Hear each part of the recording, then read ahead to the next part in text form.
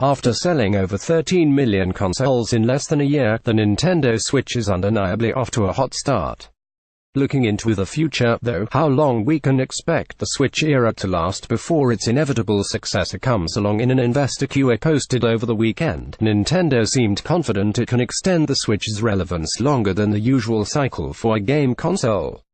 Up until now, the hardware life cycle has trended at around 5 or 6 years, Nintendo's co-representative director and legendary designer Shigeru Miyamoto said in the QA. But it would be very interesting if we could prolong that life cycle, and I think you should be looking forward to that. Miyamoto cited the Switch's portability and unique hardware features, as well as a strong pipeline of games and development talent, in explaining that expected longevity. But there's some evidence that the days of a 5 or 6 year console generation are already past for the entire market, not just the Switch. If we measure console generations from the launch to the launch of the successors, the last major consoles to last 5 years or less were the original Xbox and GameCube. Nintendo waited almost exactly 6 years between the launch of the Wii and the Wii U, but there was a 7-year span between the launch of the PS3 and PS4, and an 8-year span between the Xbox 360 and the Xbox One.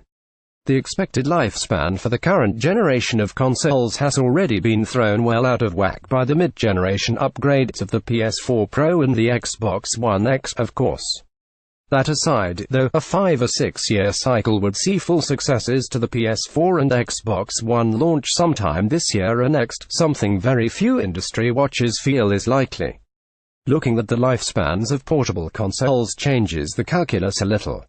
It was about 9 years before Nintendo upgraded the industry-dominating original Game Boy with the Game Boy Color's slight improvements, and 2 or 3 more before the Game Boy Advance came along. The Nintendo DS, 3DS, and PSP all had lives on the higher end of the scale, too, lasting between 6 and 7 years on the market before their successors were rolled out.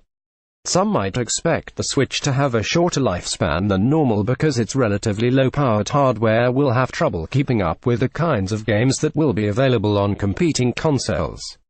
Switch owners have already shown a desire for even scaled-down ports of years-old games, though, and graphical expectations for a primarily portable system can be lower than otherwise. Multi-Switch households. Part of Nintendo's confidence in the Switch's extra longevity, it seems, comes from the idea that the system isn't generally limited to 1 sale per household. Our ultimate ambition is for a Nintendo Switch to be owned not just by every family, but by every single person, Miyamoto said in the QA. Only then, he said, will consumers be able to take for granted that everybody has a Nintendo Switch. Then we can create new and very Nintendo genres of play, and Nintendo Switch can have a life apart from smart devices and other video game systems. This isn't a new concept for Nintendo.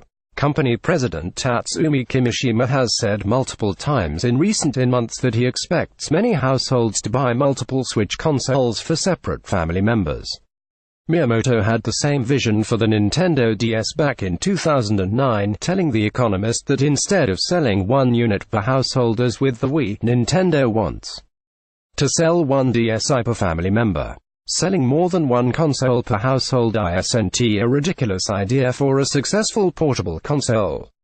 The Nintendo DS sold 32 million units in Japan, a number that suggests many households had 2 or 3 units lying around.